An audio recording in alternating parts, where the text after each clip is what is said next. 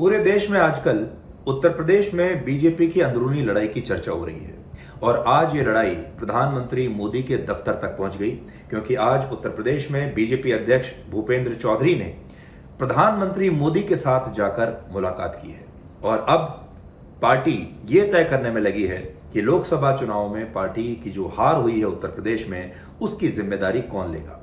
संगठन लेगा, यानी भूपेंद्र चौधरी की जिम्मेदारी बनती है, मुख्यमंत्री योगी आदित्यनाथ की जिम्मेदारी बनती है, या फिर केंद्रीय नेतृत्व की जिम्मेदारी बनती है। तो आज हम आपको उत्तर प्रदेश पर लेटेस्ट खबर बताएंगे और उसका विश्लेषण आपके लिए करेंगे, जिससे आपको यह पता चलेगा कि अभी फिलहाल उत्तर प्रदेश में मुख्यमंत्री योगी आदित्यनाथ की स्थिति पहले जैसी है या पहले से कमजोर हुई है। इसके बाद आपको थोड़ी देर के लिए पश्चिम बंगाल लेकर चलेंगे, जहां बीजेपी नेता शुभेंदु अधिकारी ने आज कहा कि जो लोग हमारे साथ नहीं है हम उनके साथ नहीं है।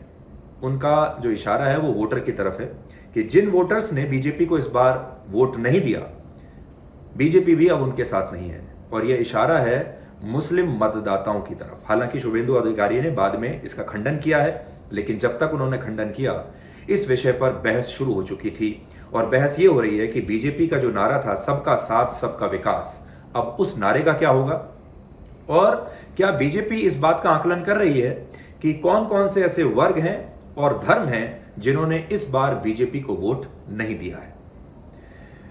फिर कर्नाटक में एक नई चीज हुई है। कर्नाटक में कांग्रेस सरकार ने प्राइवेट नौकरियों में पहली बार भाषा के आधार पर आरक्षण देने की बात कही है। स्थानीय लोगों को और कन्नड़ भाषी लोगों को अब प्राइवेट नौकरियों में भी आरक्षण दिया जाएगा। ये एक बिल्कुल नई बात है। इससे पहले भारत में जाति के आधार पर आरक्षण होता था, आर्थिक आधार पर आरक्षण मिलता था, लेकिन अब कर्नाटक में भाषा के आधार पर आरक्षण मिलने वाला है। तो हमारा देश धीरे धीरे धीरे कैसे आरक्षण की तरफ बढ़ रहा है, नए नए तरीके आरक्षण के लिए निकाले जा रहे हैं। लेकिन बांग्लादेश में इस समय आरक्षण विरोधी प्रदर्शन चल रहे हैं और ये प्रदर्शन इतने जबरदस्त तरीके से हो रहे हैं कि इसे लेकर दंगे वहां पर हुए हैं, जिसमें 5 लोग मारे गए हैं। तो आरक्षण, भारत में आरक्षण को लेकर लगातार प्रोटेस्ट होते हैं और बांग्लादेश में आरक्षण को खत्म करने पर ये प्रोटेस्ट हो रहे हैं। और आखिर में जय फिलिस्तीन के नारे लगाना, फिलिस्तीन जिंदाबाद के नारे लगाना भारत में कानूनी रूप से सही है या फिर कानूनन अपराध है, यह सरकार को तय करना पड़ेगा। अभी हो यह रहा है कि जब हमारे देश में नेता फिलिस्तीन जिंदाबाद कहते हैं या जय फिलिस्तीन कहते हैं तो उन पर कोई एक्शन नहीं होता। असदुद्दीन ओवैसी ने लोकसभा में जब अपनी शपथ ली तो उन्होंने जय फिलिस्तीन कहा, कोई एक्शन नहीं हुआ। अब प्रियंका गांधी वाड्रा ने भी फिलिस्तीन को लेकर एक सोशल मीडिया पर पोस्ट किया है, कोई एक्शन नहीं हुआ।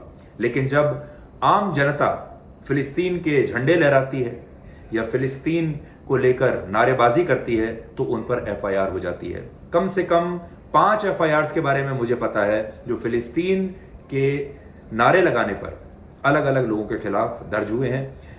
कश्मीर में मुहर्रम के जुलूस में फिलिस्तीन के झंडे लगाने पर भी एफआईआर दर्ज हो चुकी है।